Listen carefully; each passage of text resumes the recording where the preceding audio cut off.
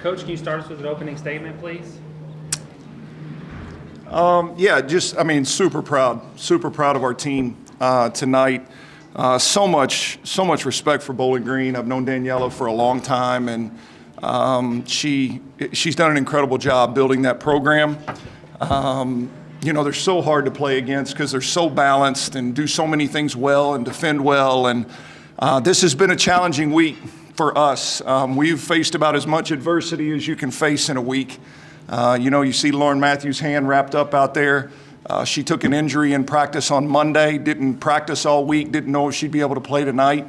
And then Abby Schaefer, our libero, goes down in practice yesterday with a lower back injury and can't get off the floor, and we don't know if she's going to play today. So it has been a week filled with adversity.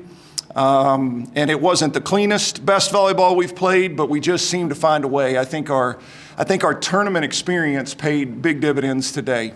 I think we've been in these, so I think the fourth straight year that we've won a match in the NCAA tournament. And, even when we fell behind, we just kind of stayed steady and thought Katie Eisenbarger made huge plays for us early to keep us in it. And then I thought Paige and Lauren were Paige and Lauren late in this thing. So we're just really, really proud of our kids. Questions for student athletes first. You guys were using the short serve a lot. And, was that something part of the game plan, or was that something that came about during the match? I feel like kind of both. I think we knew kind of coming in that it was going to be something that we needed to keep part of our game, but then as the game went on, it definitely was amped up, if that makes sense. So yes and yes. And that seemed to take them out of their rhythm, as getting them out of system. Just talk about that, what that can do for you guys. It makes a huge difference. Paige came in when we needed that run and made a complete difference in that entire set. So really having one great server go back there can change the trajectory of the whole game. And that's just what she did. Mm-hmm. Jennifer, actually not the first time that you played Bowling Green this year. It was all the way at the beginning of the season. What was different about it this time than it was in September? I think we've just progressed so much as a team and really had a lot of time to work on where we needed to work on. And I just think we came out and had a really great game. Everyone did their part, and it was a really great win. Yeah, I agree. We're a very different team than we were a couple months ago. We've grown a lot mentally, obviously in skill and stuff too, but I just think we were way more together and just wanted to play our game. Jennifer, I think it was you and Katie who had those huge blocks in the third set there that kind of changed the momentum. Did you all just feel that momentum change and swing it towards your way? It was a momentum change. We had so many blocks, saved them all, really, for the last however many points that was. I think we had 3 blocks before that. Every timeout we had in the match, we talked about blocking because we've been a very good blocking team this year.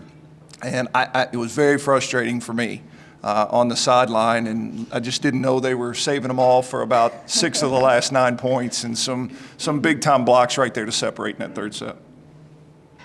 You all have a quick turnaround.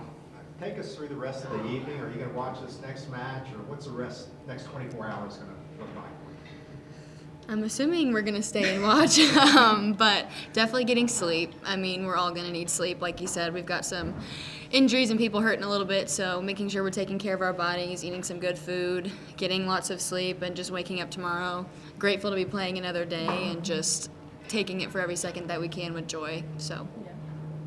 Any questions for student athletes?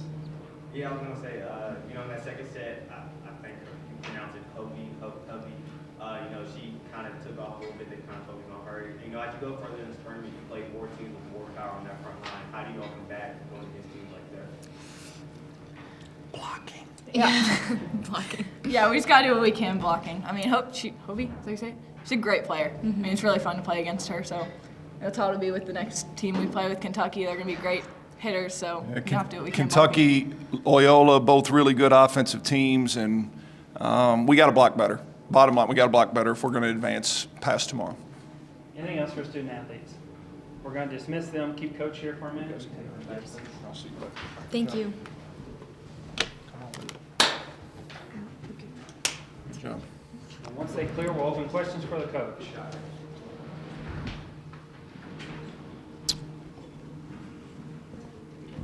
Go ahead. Like you said, I saw you pull Lauren over after, I think it was the second set, and, talked about blocking a little bit.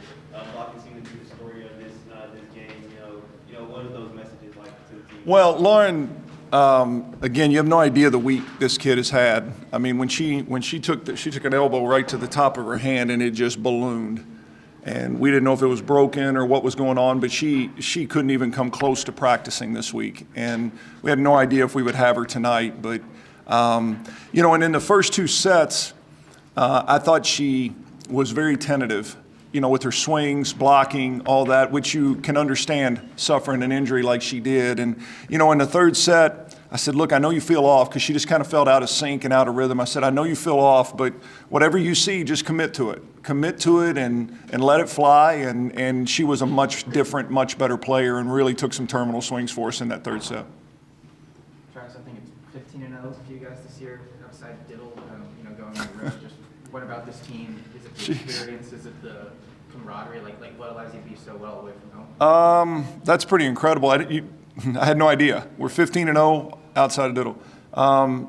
Incredible. Just, it's just these kids we've got some veteran kids, and our young kids are really bought into our culture, and, they got each other, and they believe in each other, and, we just have a unique mix. This season has been such a ride for me because, we graduated 6 seniors. We lost our projected libero the day before we started two-a-days for the season. We've dealt with all the adversity we've dealt with this week. This team has not been the same as the Western Kentucky teams for the last 2 or 3 years. But when you look at the results, it has been. And it's been a fun ride for me because this is not one that's come easy. And, these kids they believe in the culture of our program. The continuity of our program. They believe in the culture of our program, and they've just come in and tried to live up to a standard and have done that pretty doggone well. How much of that is attributed to your fifth-year players? Eisenbarger and Lauren both are fifth years. How much does that play into it? Well, they're two. Forget volleyball. They're two of the best kids you'll ever spend time around. They've both had such great careers. They'll both be Hall of Famers at Western Kentucky someday. Katie Eisenbarger's a first-team All-American high jumper and plays volleyball too, and Lauren Matthews has been a 2-time All-American. Like, they're the best. They're great athletes, great players, but they're the best kids. And there's no ego in that locker room at all. And, they've led the way. Those two and Paige Briggs, have led the way for this team. They've carried a big load when other kids weren't quite ready. And that's what's really cool about tonight is Paige Briggs and Lauren Matthews have carried a massive load for this team. And to be at the end of the road here on the biggest stage and look up and those two kids are both hitting below 200 and we're up 2-0, unthinkable. And that's what I told our team in that huddle. I said, if I would have told you they're both hitting below 200 and we're up 2-0, and they were like, no way. And because those two are going to start making plays, and they both did. And it's just a really cool full circle moment to see the kids around them step up when we needed them to do it. Coach, it was a pretty neat atmosphere out there. Your fans were very loud. Can you kind of speak about them and kind of how the game has grown on campus? Yeah, volleyball's just snuck up on the Bowling Green community here. I've been there for 28 years in the same place. And when I started coaching there were 15 people in the stands, and 14 of them were kids' parents. And that's where we started. We were 7-26 my first year as a head coach. We had never dreamt of going to an NCAA tournament. And little by little, it's been such, step by step. Our administration, Todd Stewart, our administration, the people before him have just taken steps to allow us to compete at a higher and higher level year by year. And our community has started to take notice. If you had told me we'd be taking fan buses to the NCAA tournament, I don't know if I believed that 15 years ago. And it's just great. The sport is growing like crazy. You only need to see it in person once or twice, and you're hooked. And to see our band here and our cheerleaders here, and it's a really cool moment for those kids. And those kids have worked very hard for that moment. And so a pretty special night overall. Got time for one or two more? You got Loyola and Kentucky up next, Tulane up next. What do you know about either team?